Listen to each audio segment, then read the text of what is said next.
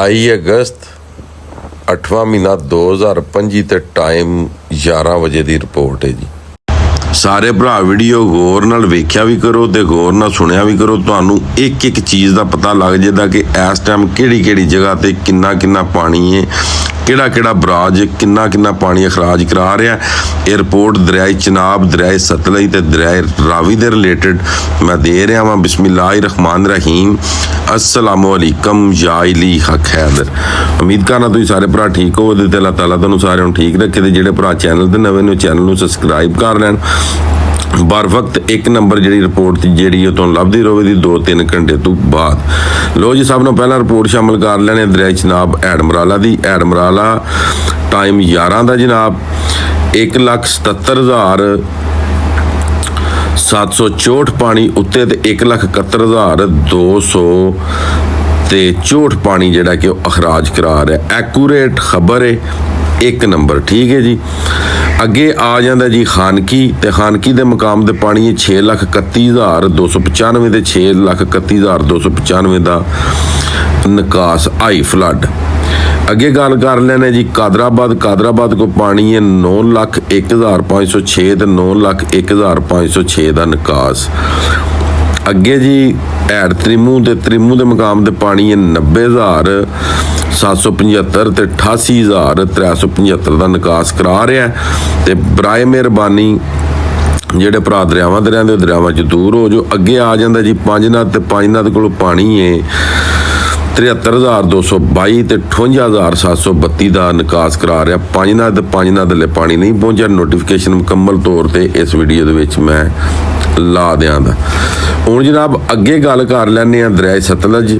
ਦਰਿਆ ਸਤਲੁਜ ਜਨਾਬ GS ਵਾਲਾ ਕੋਲ ਪਾਣੀ ਹੈ 2,65,000 ਜਿਹਨੂੰ ਗੰਡਾ ਸਿੰਘ ਦਾ ਮੁਕਾਮ ਆਂਦੇ ਨੇ ਉੱਥੇ। ਹੈਡ ਸੁਲੇਮਾਨਕੀ ਦੇ ਕੋਲ ਪਾਣੀ ਹੈ ਜਨਾਬ ਮੇਰੀ 1,15,000 ਤੇ ਅੱਗੇ ਜਨਾਬ ਮੇਰੀ ਗੱਲ ਕਰ ਲੈਂਦੇ ਆ हैड इस्लाम ਤੇ हैड इस्लाम ਦੇ ਕੋਲ ਪਾਣੀ ਜਨਾਬ 70,000 ठीक है जी। ਹੁਣ ਗੱਲ ਕਰ ਲੈਂਦੇ ਆ ਦਰਿਆਏ ਰਾਵੀ ਦੀ। ਦਰਿਆਏ ਰਾਵੀ ਜਨਾਬ ਜਸਟਰ ਦੇ ਮੁਕਾਮ ਤੇ ਜਿਹੜਾ ਪਾਣੀ ਹੈ ਉਹ 1,40,000 ਤੇ ਸ਼ਦਰਾ ਕੋਲ ਜਿਹੜਾ ਪਾਣੀ ਹੈ ਉਹ 1,45,000 ਤੇ ਬੱਲੋਗੀ ਕੋਲ ਪਾਣੀ ਹੈ 93,970 ਤੇ 82,000 ਦਾ ਨਿਕਾਸ। ਸਤਨਾਈ ਕੋਲ ਪਾਣੀ ਹੈ 25,000 ਤੇ 10,000 ਦਾ ਨਿਕਾਸ। ਹਲੇ ਸਤਨਾਈ ਪਾਣੀ ਨਹੀਂ ਪਹੁੰਚਿਆ। ਤੇ ਗੱਲ ਇਹ ਵੇ ਕਿ ਰਾਵੀ ਨੇ ਜਨਾਬ ਲਾਹੌਰ ਵਾਲਿਆਂ ਕੋਲੋਂ अपनी जगह अपनी मदद तहत दे आप खो लईए। रावी का जिहड़ा पानी है जनाब मेरी गंडा सिंह के मुकाम ते तो ओदा भी लैवल बहुत ज़्यादा जनाब अप हो रहा वे। ये गल ज़हन दे विच याद रखो। तो जिहड़ा वे दरिया सतलुज वो भी पिछू जनाब मेरी 2,75,000 पानी आने का खदशा नहीं कि आवेगा दरिया सतलुज दे विच भी। ठीक हो गया जी। हुण गल कर लैने आ जी दरियाए सिंध दे उत्ते जिन्ने बराज ने उन्हां दी ਉਹ सेम चल रहे ने, वो घट रहे ने, उन्हां दा पानी को नहीं वधिया। 1,88,000 तरबेला हाले तक उत्थे लम्मा पे है। 1,96,000 ये भी उत्थे ही है। कोटरी की गल कर लो, कोटरी 2.5 लाख ते पहुँच गया। ये दरिया सिंध दे बराजां दी गल है ठीक है जी। ते बाकी गल ये वे कि लाहौर दे विच दरियाए सतलुज दे विच ते दरियाए चनाब दे विच ਜਿਹੜੇ ਜਿਨ੍ਹਾਂ ਲੋਕਾਂ ਨੇ ਮੱਲ ਮਾਰੀ ਸੀ ਨਾ ਇਹਨਾਂ ਸਾਰਿਆਂ ਦਰਿਆਵਾਂ ਨੇ ਆਪਣੀ ਆਪਣੀ ਜਗ੍ਹਾ ਆਪਣੀ ਮਦਦ ਆਪ ਦੇ ਤਹਿਤ ਉਹ ਕਰਵਾ ਲਈਏ। ਖਾਲੀ ਵੀ ਤੇ ਸਾਫ਼ ਵੀ, ਬਲੇਡ ਵੀ ਸਹੀ ਫੇਰ ਛੜਿਆ ਨੇ। ਮੈਂ ਪਿਛਲੇ ਸਾਲ ਵੀ ਇਹ ਗੱਲ ਆਖੀ ਸੀ ਕਿ ਕੋਈ ਬੰਦਾ 10 ਰੁਪਏ ਦੀ ਵੀ ਜਗ੍ਹਾ ਦਰਿਆ 'ਚੋਂ ਦੇ ਨਾ ਉਹ ਤੁਸਾਂ ਜਗ੍ਹਾ ਨਹੀਂ ਲੈਣੀ ਠੀਕ ਹੈ। ਹਮੇਸ਼ਾ ਵਾਸਤੇ ਇਹ ਸੋਚਿਆ ਕਰੋ ਕਿ ਜਿੱਥੋਂ ਦੀ ਪਾਣੀ ਲੰਘਦਾ ਹੁੰਦਾ ਨਾ ਇੱਕ ਦਿਨ ਐਸਾ ਵਕਤ ਆ ਜਾਂਦਾ ਕਿ ਉੱਥੋਂ ਦੀ ਪਾਣੀ ਨੇ ਲੰਘਣਾ ਹੀ ਹੁੰਦਾ। ਕਿੰਜ ਉਹ ਰਿਵਰ ਚਨਾਬ ਨੇ ਰਿਕਾਰਡ ਤੋੜ ਛੜਿਆ ਪੂਰੀ ਜ਼ਿੰਦਗੀ ਦਾ। ਅੱਜ ਤੱਕ ਪੂਰੀ ਲਾਈਫ ਦੇ ਵਿੱਚ ਜਦੋਂ ਦਾ ਰਿਵਰ ਚਨਾਬ ਚੱਲਦਾ ਜਦੋਂ ਦੇ ਅਸੀਂ ਵੇਖਣ ਲੱਗੇ ਆ ਠੀਕ ਹੈ 30 ਸਾਲ ਮੇਰੀ ਏਜ ਹੋ ਗਈ ਹੈ ਅਸਾਂ ਇੰਨਾ ਪਾਣੀ ਨਹੀਂ ਵੇਖਿਆ। 1957 ਤੋਂ ਲੱਗ ਕੇ ਤੇ ਹੁਣ ਦਾ ਇਹ ਸਭ ਨੂੰ ਵੱਡਾ ਰੇਲਾ ਜਿਹੜਾ ਵੇ ਇਹ ਰਿਕਾਰਡ ਕੀਤਾ ਗਿਆ ਰਿਵਰ ਚਨਾਬ एडमराला दा ठीक है। अगू रिवर चनाब एडमराला नूं भी मार दे गया वे हैड खानकी नूं भी मार दे गया वे अगू हैड कादराबाद। सब नूं वड्डा रेला जिहड़ा वे हैड कादराबाद क्रॉस करा दिता। रावी ਜਿਹੜਾ ਹੈ ਛਦਰਾ ਦੇ ਮਕਾਮ ਤੇ ਪਾਣੀ ਪਹੁੰਚਾਇਆ ਹੈ 1,75,000 ਤੇ ਬਿਲਕੁਲ ਸਫਾਈ ਕਰਦਾ ਲਗਾ ਜਾਂਦਾ ਪਿਆ। ਇਸੇ ਤਰੀਕੇ ਦੇ ਨਾਲ ਸਤਲੁਜ ਦੇ ਵਿੱਚ ਪਾਣੀ ਆ ਗਿਆ ਹੈ, ਉਹ ਵੀ ਆਪਣਾ ਕੰਮ ਕਰਦਾ ਪੈ ਜਾਂਦਾ। ਠੀਕ ਹੈ, ਤੇ ਕੋਈ ਬੰਦਾ ਯਾਰ ਹੁਕੂਮਤ ਦੇ ਬਲੇਮ ਤੁਸੀਂ ਕਾਹਦਾ ਦਿੰਦੇ ਹੋ?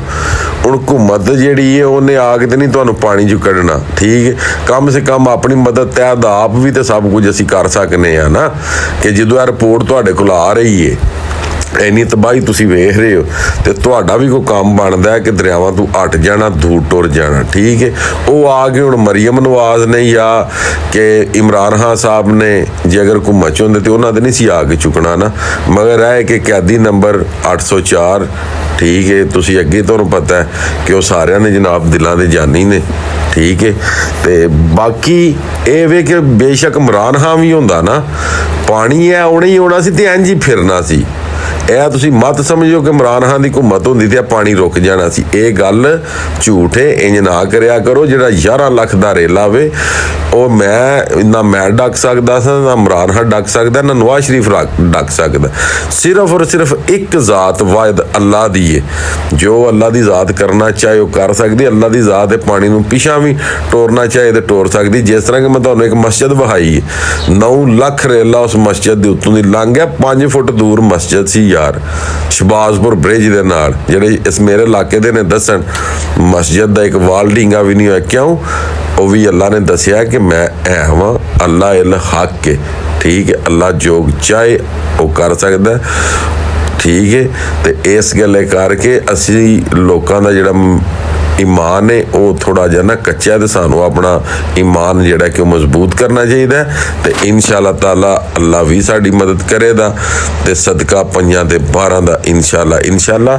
ਤੇ ਜਿੰਨੇ ਭਰਾ ਰਾਵੀ ਵਿੱਚ, ਸਤਲੁਜ ਵਿੱਚ, ਚਨਾਬ ਵਿੱਚ ਇਹ ਦਰਿਆਵਾਂ ਤੋਂ ਬਹੁਤ ਜ਼ਿਆਦਾ ਦੂਰ ਹੋ, ਜੋ ਬਾਰ-ਬਾਰ ਆ ਰਿਹਾ ਪਾਣੀ 11 ਲੱਖ ਕਿਊਸਕ ਪਾਣੀ ਹੈ ਜਿਹੜਾ ਅੱਗੇ ਜਾ ਰਿਹਾ ਚਨਿਓੜ, ਚੰਗ, ਕਾਦਰਾਬਾਦ, ਖਾਨਕੀ ਕ੍ਰਾਸ ਕਰਦਾ ਹੋਇਆ ਜਾ ਰਿਹਾ। ਤੇ ਮਿਹਰਬਾਨੀ ਕਰੋ ਮਜ਼ੀਦ ਅੱਜ ਦੀ ਵੀਡੀਓ ਤੇ ਅੱਜ ਦਾ ਵਲਾ ਖਤਮ ਕਰਨੇ। ਮੈਨੂੰ ਦਿਓ ਇਜਾਜ਼ਤ, ਨੈਕਸਟ ਵੀਡੀਓ ਆਉਣ ਤੱਕ ਜ਼ਿਆਦਾ ਆਪਣਾ ਖਿਆਲ ਰੱਖਿਓ, ਆਪਣੀਆਂ ਖਾਸ ਦੁਆਵਾਂ ਦੇ ਵਿੱਚ ਮੈਨੂੰ ਯਾਦ ਰੱਖਿਓ।